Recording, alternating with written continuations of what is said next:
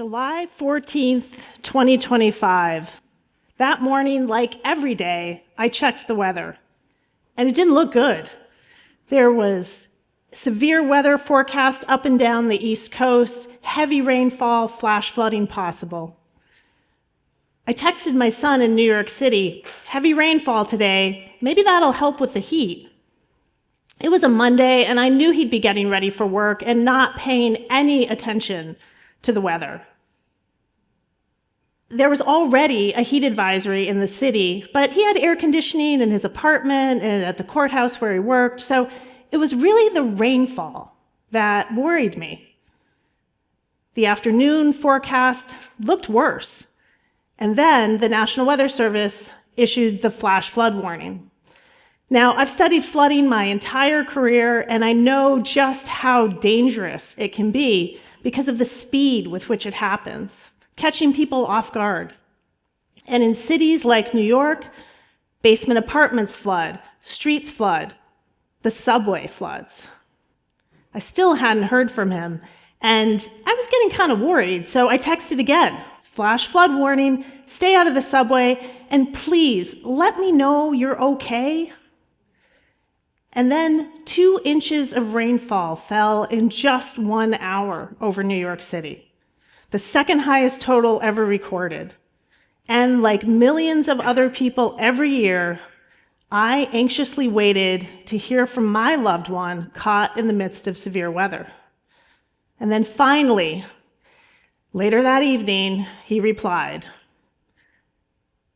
"Sorry, I got takeout, but it was raining so hard, the bag gave way, and the container exploded on the sidewalk." Sad face emoji. So that was one day. Flash flooding, extreme heat, citywide disruption, and ghosted by my kid. Now, you might say, "Diane, that was one really bad day. That's an outlier."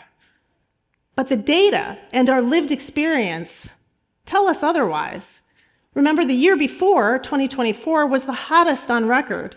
And later that week, there was another heat advisory in New York City. And by the middle of July, the National Weather Service had already issued an astonishing 3,000 flash flood warnings across the country. So what we once considered normal is gone, and our infrastructure is struggling to keep up. Now, this really shouldn't come as a surprise to us. Here's why. When I graduated from Amherst and started in the Water Resources program at Princeton, researchers there were already studying the impacts of climate change, how it would affect our water supplies, our infrastructure, our natural systems.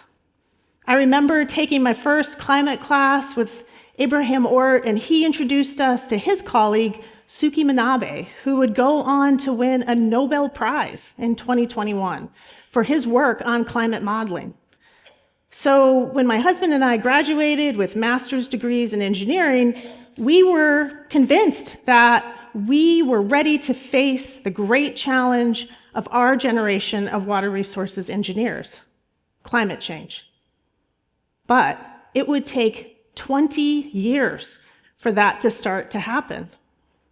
When we entered consulting in 1995, no one was talking about climate change, never mind designing for it. In fact, the rainfall data we used was published in the 1960s from data collected decades before. There was a disconnect between research and engineering practice.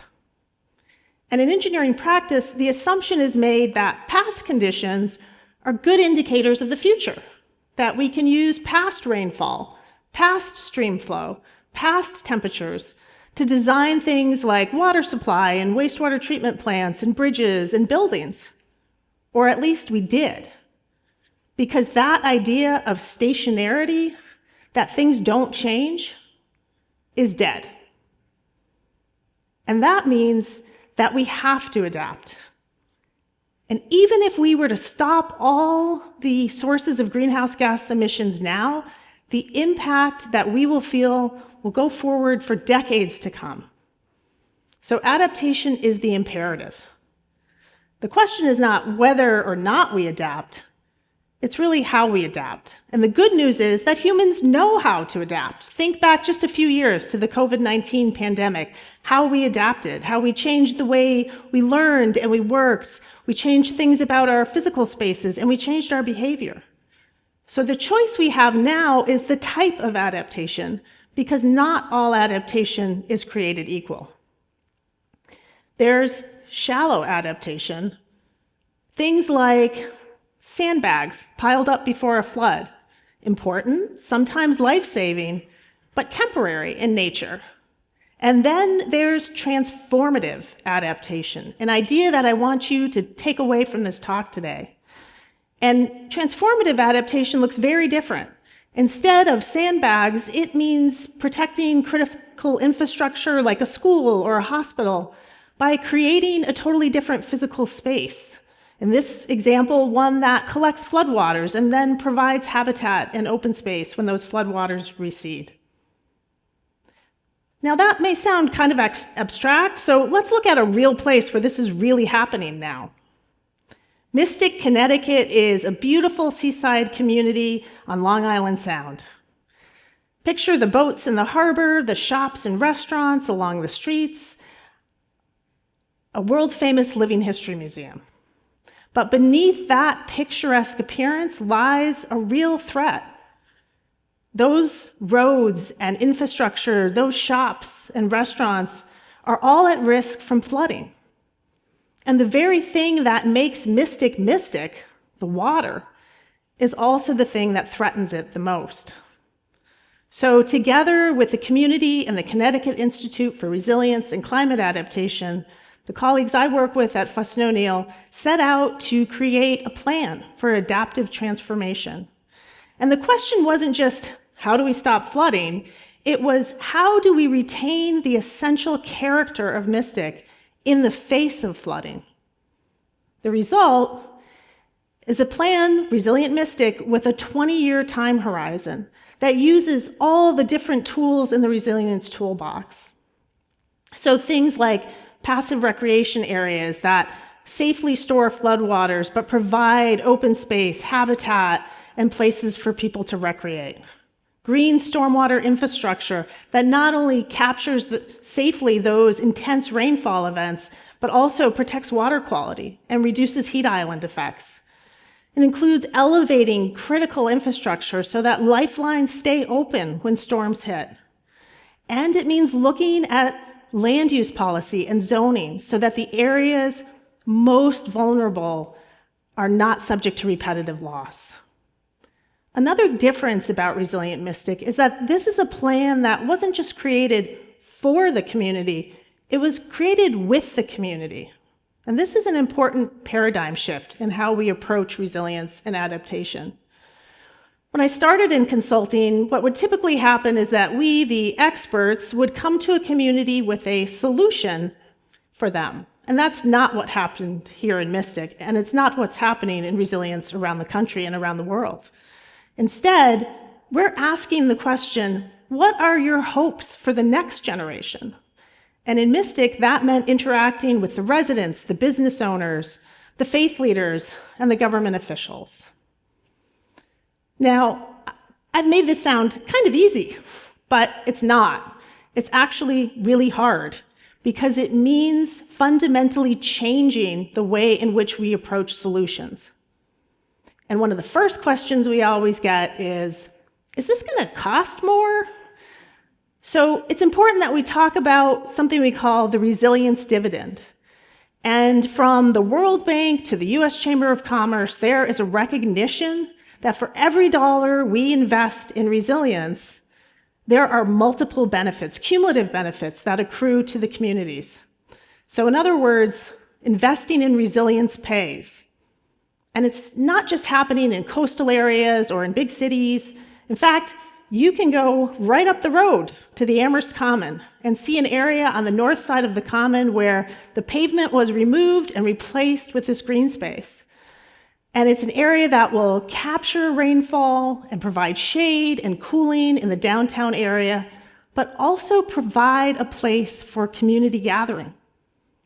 So the change is happening at all scales, and it has to, because remember, stationarity is dead. So now, what can we do? What can you do? 3 things. Number 1 is vote. Resilience and adaptation require political will and funding and policy. So elect leaders at all levels of government that understand the benefit of resilience and embrace the resilience dividend. Number 2, engage.